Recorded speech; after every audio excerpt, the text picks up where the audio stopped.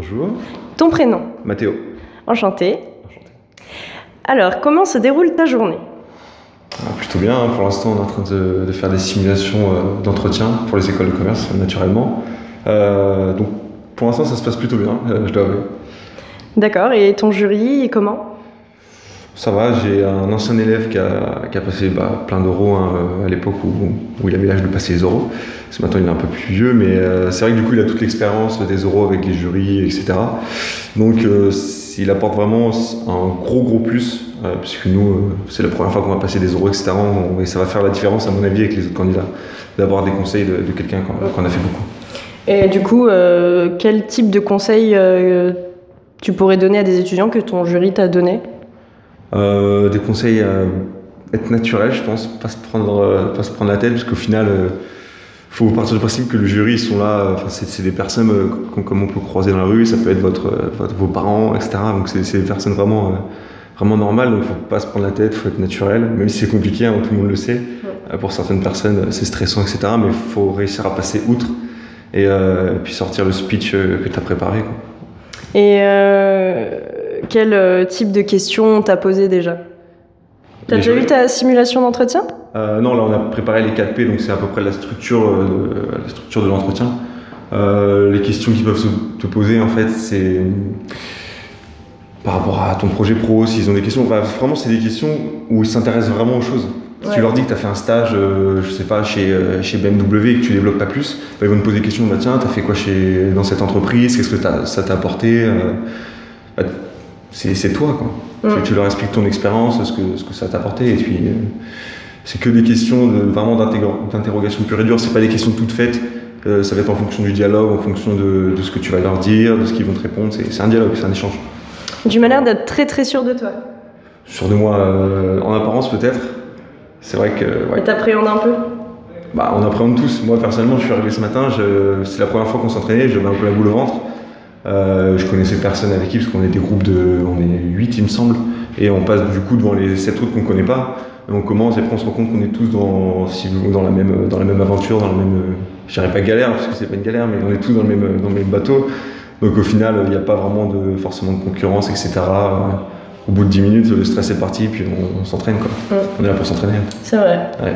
Du coup, une qualité et un défaut. D'Orlum ou de moi? De toi. De moi,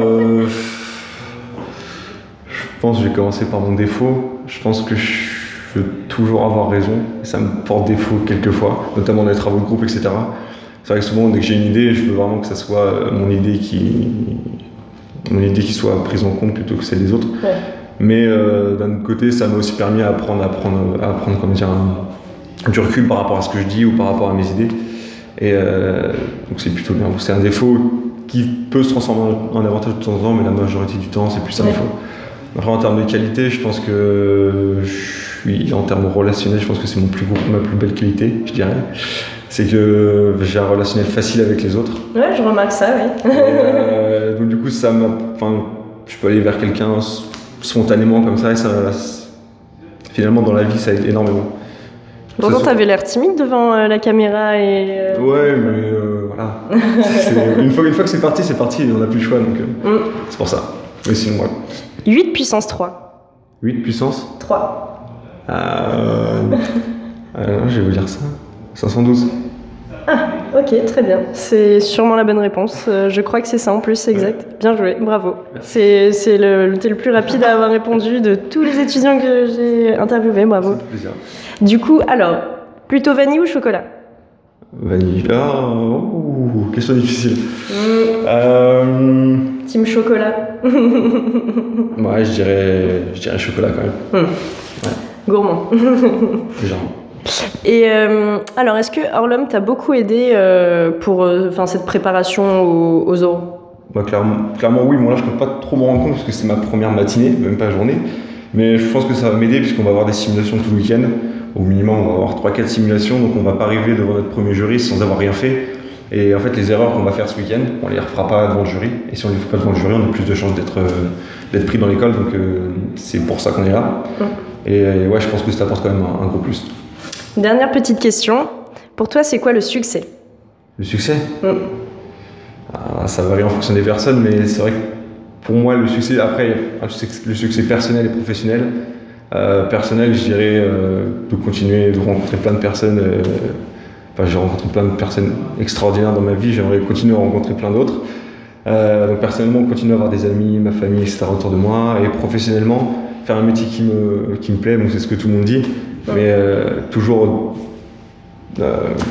dans l'optique de rencontrer des personnes, de faire des choses, bouger, etc. Parce que moi, je ne tiens pas 2 secondes en place. Et gagner de l'argent va se cacher, c'est aussi un de mes objectifs. Eh bien, merci beaucoup et bon courage à toi. Merci à toi, c'était un plaisir. Pas de souci, merci.